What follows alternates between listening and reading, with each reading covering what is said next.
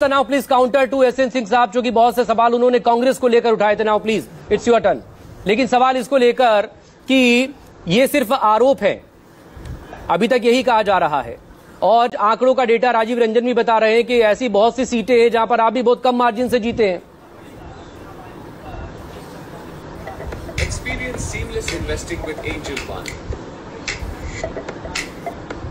जनता का भरोसा मजबूत हो। ये एक विधानसभा, अभी हम हर राज्य में जाएंगे, हर विधानसभा में जाएंगे और इनको पूरी तरीके से एक्सपोज करेंगे। ये बीजेपी के प्रवक्ता भी सुन ले और बीजेपी भी सुन ले और इसके साथ में चुनाव आयोग भी सुन ले।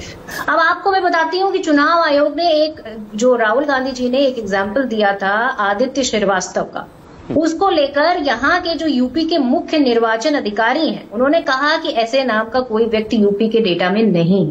पर हकीकत यह है कि वो जो है पूर्वी विधानसभा लखनऊ की, उसमें वोटर है और वो वोट करता है और उसका बूथ नंबर 85, मैं ये पूछना चाहती 84 है 84। मैं ये पूछना चाहती हूँ कि ये बताए कि ये जो मुख्य निर्वाचन अधिकारी है ये कौन से नशे में भाषण दे रहा है, ये किसके कहने पर भाषण दे रहा है। मुझे ये जानने का अधिकार है, इस देश के नागरिकों को जानने का अधिकार है कि ये जो मुख्य निर्वाचन अधिकारी हैं ये कौन से नशे में अपनी बात कर रहे हैं।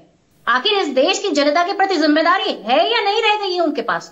और सिर्फ यही नहीं, मैं कह रही हूं कि आप देखिए राजीव रंजन जी ने किस तरीके से दिखाया कि एसआईआर प्रक्रिया पूरी तरीके से फेक है, पूरी तरीके से 70% लोगों ने डॉक्यूमेंट ही नहीं जमा किए हैं। आप किस एसआईआर प्रक्रिया की बात कर रहे हैं?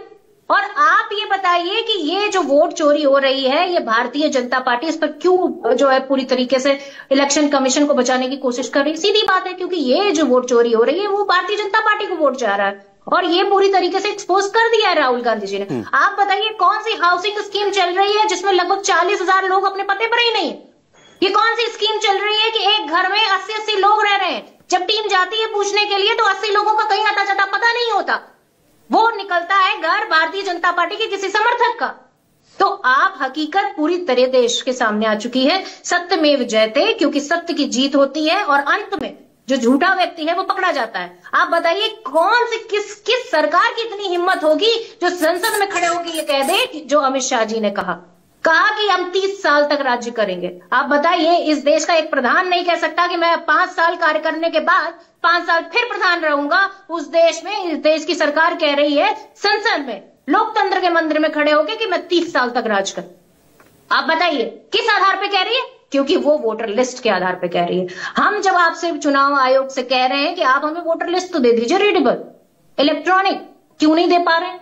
किस बात को छुपाना चाह रहे हैं? आपने हर जगह पूरे देश में इस तरह से वोट की चोरी की है और आज आप पूरी तरीके से एक्सपोज हो गए और ये प्रक्रिया यहाँ बंद नहीं होगी। हर एक विपक्ष का नेता, हर एक कार्यकर्ता, आप शपथ पत्र मांग रहे हैं ना, एफिडेविट मांग रहे हैं ना, आपको मैं बता रही हूं कि देश का हर वो नागरिक एफिडेविट देने के लिए तैयार है जो लोकतंत्र में विश्वास रखता है, जो चुनाव की प्रक्रिया को पूरी तरीके से पारदर्शी चाहता है। इस देश का एक एक नागरिक इस बात का समर्थन करता है कि इस देश में लोकतंत्र के साथ में ही चुनाव होने चाहिए और निष्पक्षता के साथ चुनाव होने चाहिए।